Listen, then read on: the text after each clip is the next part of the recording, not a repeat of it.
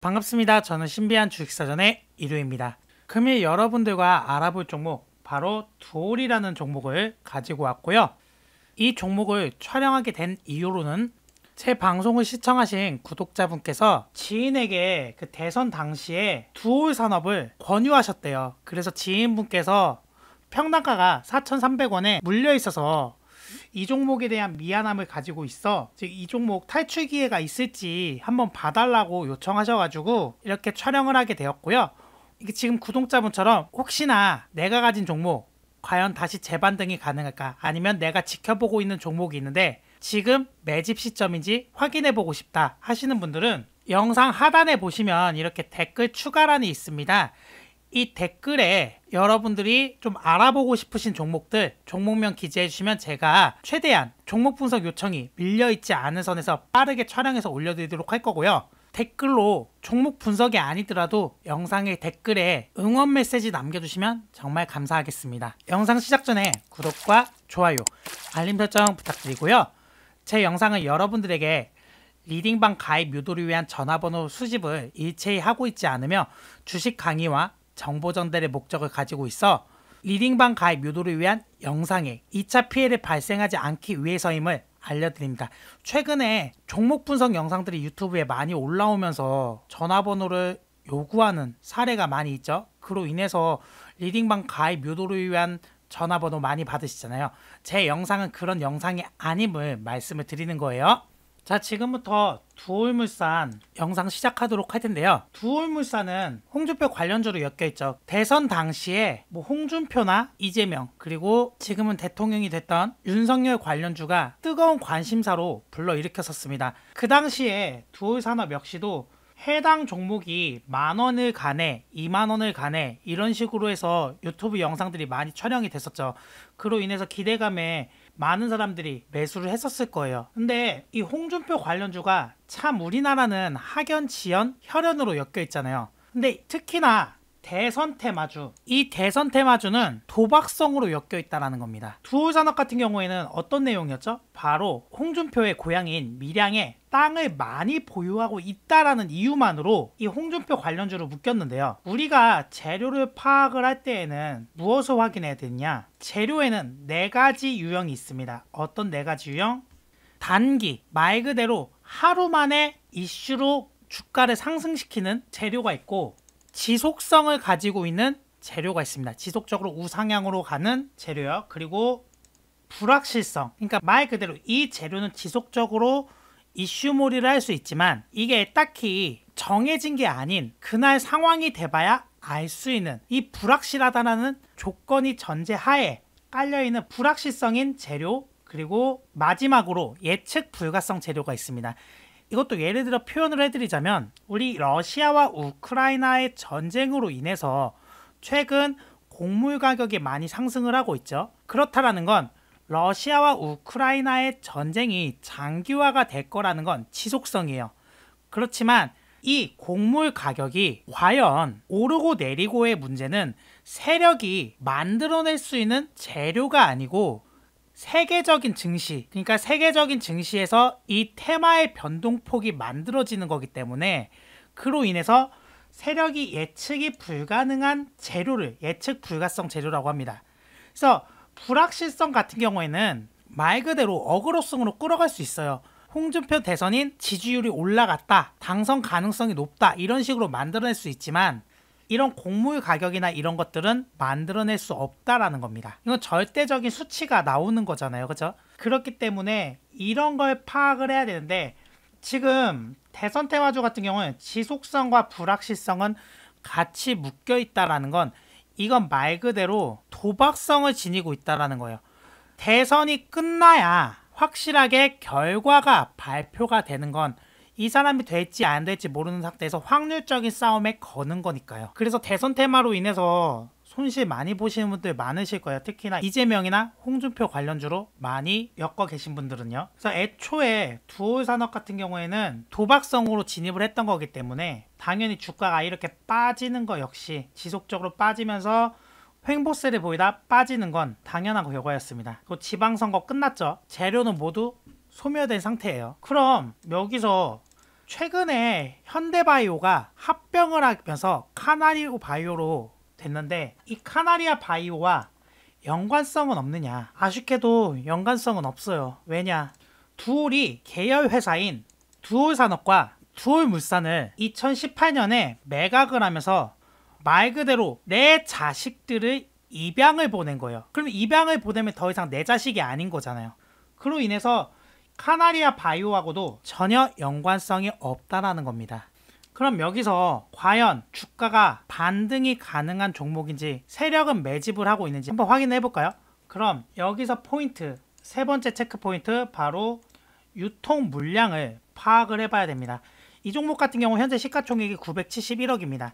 그리고 대주주와 그 외 지분 포함해서 고정되어 있는 물량이 50.76%예요. 그럼 유통 금액을 확인했을 때 이 478억이 되는데, 그럼 유통되고 있는 물량이 500억 이하의 경우에는 조막손 세력의 종목이라서 매집이라는 게 따로 없습니다. 이런 종목은 단기 이슈로 인해서 급등과 급락, 급등과 급락을 발생하는 종목이에요. 그래서 유독 일전 차트를 크게 보여드릴게요. 보이시죠? 일전 차트를 보면 급등, 급락, 급등, 급락, 급등, 급락, 이런 식으로 많은 패턴을 보이고 있습니다.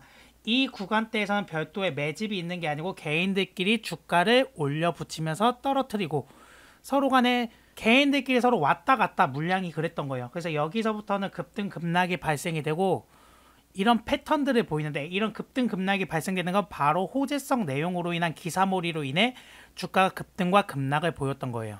그럼 최근에 무상증자 이야기가 많이 나오는데, 과연 무상증자가 가능할지 이 부분도 한번 확인을 해볼까요? 무상증자를 발행하기 위해서는 기본적으로 이 자본금이 잉여금보다 적게 금액이 형성되어 있어야 됩니다. 말 그대로 잉여금이 자본금을 초과해야만 무상증자가 가능을 한데, 지금 현재 보시면은 자본금이 826억이에요. 잉여금 자체가 165억이거든요.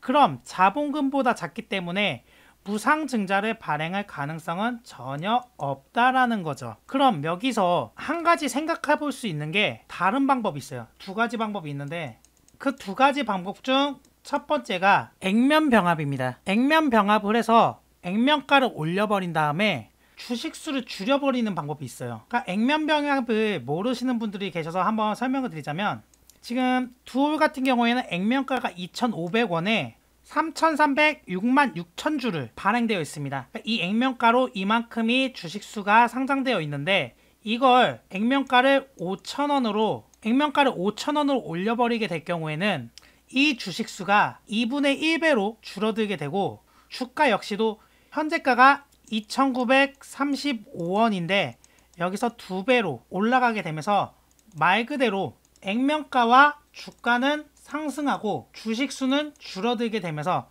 보기에는 명품주처럼 보이게 된다는 거예요. 그래서 유통 물량이 많지 않은 종목들 같은 경우, 특히나 이렇게 액면병합을 통해서, 그러니까 주식수는 현재로서는 많은데 시가총액 자체는 낮아요. 그런 경우에는 액면병합을 통해서 주식수를 줄여버리고 주가는 높게 형성되면서 개인들로 하여금 이 종목이 명품주로 보이게끔 하는 방법입니다. 액면병합의 이슈가 있을 경우에는 그 가격 이상으로 충분히 이전 4,300원대 가격이라고 하셨죠. 그 가격 이상으로 해서 올라갈 가능성이 높고, 그렇게 되면 액면병합을 하면 기존에 가지고 계셨던 분이 4,300원이었다고 하면 8,600원이 되겠네요. 그럼 이 종목 자체가 대략 5,000원 정도 된다고 하면, 병합 후에 5,000원 정도 된다고 하면 그 가격 이상, 이 8,600원 이상까지, 만원까지도 갈 가능성이 높습니다. 2,500원의 액면가를 5,000원으로 했을 경우요. 그 두 번째 방법이 무상감자입니다. 그러니까 감자라고 하면 악재라고 생각을 하는데, 무상감자는 악재가 아니에요.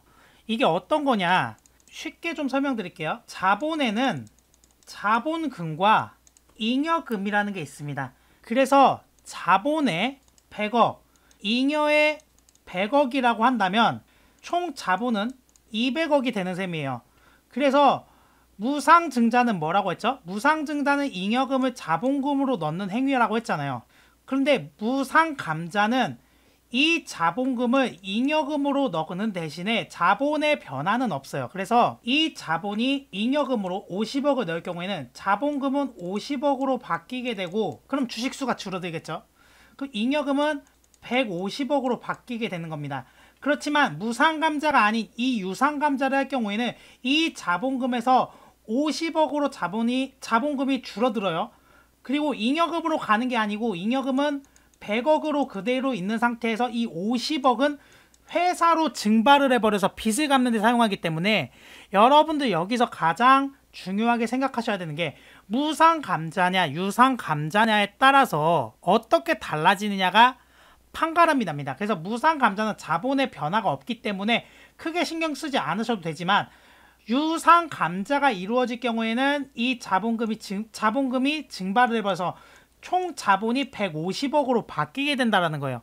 그래서 말 그대로 날리겠다라는 거기 때문에 이건 악재입니다. 그래서 두올 산업이 크게 가려면 지금 현재로선 무상감자를 통해서 주식수를 잉여금으로 바꿔버리는 게 맞아요. 그리고 잉여금 자체가 너무 적기 때문에 자본금을 좀 넣어놔야 돼요. 자본금을 잉여금으로 좀 전환을 해놔야 그래서 크게 갈 가능성이 있어서, 아마도 두올산업 제가 봤을 때는 무상감자 아니면 액면 병합을 할 가능성이 높아요. 어쨌든 뭐 같은 의미로는 호재성으로 작용하기 때문에 이걸 좀 체크해 보시는 게 좋을 수 있고요. 어쨌든 제가 앞에서 말씀드렸던 것처럼 이 종목 자체는 주가가 반등을 하기 위해서는 이슈몰이가 다시 나와야 되는데 이슈가 나올 게 딱히 없습니다. 그래서 제가 현재로선 이 4,300원 부근까지 상승한다라고는 정확히 말씀드릴 수가 없어요. 하루에 이슈를 가지고만 이 주가가 급등과 급락이 나오는 종목이라서 그 이슈가 무엇이 나올지는 저도 예측을 할 수 있는 부분이 아니고,